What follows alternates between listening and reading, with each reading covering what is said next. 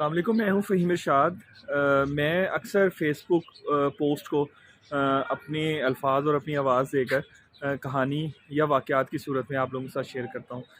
آج کا واقعہ جو میں آپ سے شیئر کر رہا ہوں، واللہ عالم وہ سچ ہے یا جھوٹ، لیکن اس میں پیغام بہت ہی اچھا ہے، اس لیے میں آپ سے شیئر کر رہا ہوں۔ ڈاکٹر وسیم افندی نام کے کوئی شخص ہیں، انہوں نے یہ تحریر کی ہے فیس بک پہ، اور ہمارے بھائی ہیں اعجاز، میرے کولیگ ہیں، انہوں نے مجھ سے ریکویسٹ کی تھی کہ آپ اس کو جو ہے نا وہ پوسٹ کریں۔ ڈاکٹر وسیم افندی لکھتے ہیں کہ ایک دن میں ہاسپٹل میں تھا تو میرے پاس ایک مریض کو لایا گیا جس کو گولیاں لگی ہوئی تھیں اور اس کی حالت جو ہے وہ بہت ویک تھی۔ میں نے جلدی اس کے آپریشن تھیٹر میں بھجوانے کی کوشش کی تو اس نے مجھے ریکویسٹ کی کہ ڈاکٹر صاحب مجھے میری موت کا میری موت کی اطلاع ہے، کائنڈلی میرے گھر والوں کو نہ دیجیے گا۔ یہ کیا ہے کہ اس نے میرے آگے ہاتھ جوڑ لیے۔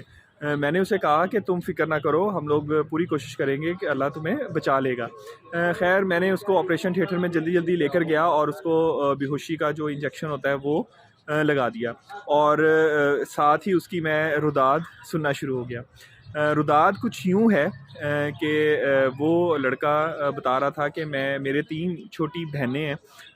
جو کہ پچھلے 2 دن سے بھوکی ہیں، اور مجھے کوئی پچھلے 4-5 دنوں کے بعد دہاڑی ملی تھی، اور وہ دہاڑی کا 1300 روپیہ اور موبائل، میرے پاس ایک پرانا سا موبائل تھا، وہ لے کر میں واپسی گھر کے لیے آ رہا تھا تو رستے میں مجھے ڈاکوؤں نے لوٹنے کی کوشش کی۔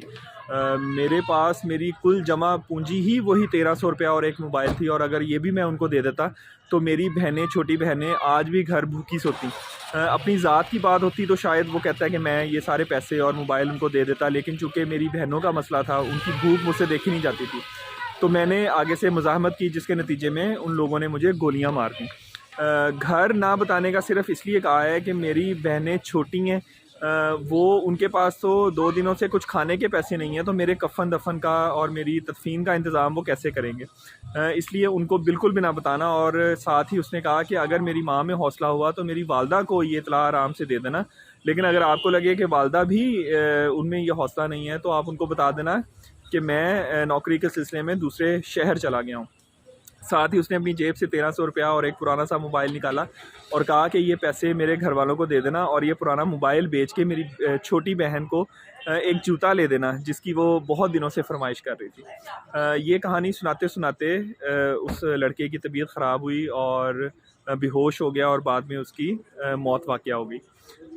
یہ کہانی لکھنے کے بعد ڈاکٹر افندی لکھتے ہیں کہ میں اس واقعے کے بعد حیران ہوں کہ اب تک ہمارے اوپر عذاب الہی کیوں نہیں آ گیا، کیوں اللہ تعالیٰ نے ابھی فرشتوں کو ہمیں تباہ کرنے کے لیے نہیں بھیجا، کیوں کوئی سیلاب ہم پاکستانیوں کو اڑا کے کیوں نہیں لے گیا ابھی تک، کیوں آسمان سے ابھی تک پتھر نہیں برسے، کیونکہ ہم جس طرح کے لوگ ہیں، ہمارے حکمران بھی کرپٹ، عوام بھی کرپٹ، حکمران بھی بدنیت، ہم عوام بھی بدنیت، حکمران بھی قاتل، ہم عوام بھی قاتل۔ تو اس سارے سینیریو میں ہم ابھی تک بچے کیسے ہوئے ہیں، یہ وہ ڈاکٹر صاحب لکھتے ہیں کہ مجھے ابھی تک نہیں سمجھ لگ رہی کہ ہم بچے کیوں ہوئے ہیں۔ دوسرا ڈاکٹر صاحب لکھتے ہیں کہ میں نے اپنی جتنی میں مدد کر سکتا تھا میں نے ان لوگوں کی مدد کی، وہ ان کی تدفین خود سے کی، ان کی بچیوں کا ایک اچھا روزگار کا انتظام کیا، اور اچھے خاصے پیسے ان کو میں دے کر اب میں اپنے بیوی بچوں سمیت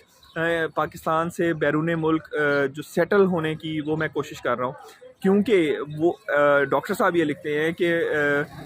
ہم نے توبہ تو کرنی نہیں ہے، اور بہت جلد اس قوم پہ، یعنی کہ ہم لوگوں پہ ہمارے کرتوتوں کی وجہ سے شاید عذاب الہی آ جائے۔ اللہ تعالیٰ ہم سب کو اللہ تعالیٰ کے قہر سے بچائے اور ہمیں اپنے اعمال درست کرنے کی توفیق دے۔ اپنا بہت خیال رکھیے گا۔ اللہ حافظ۔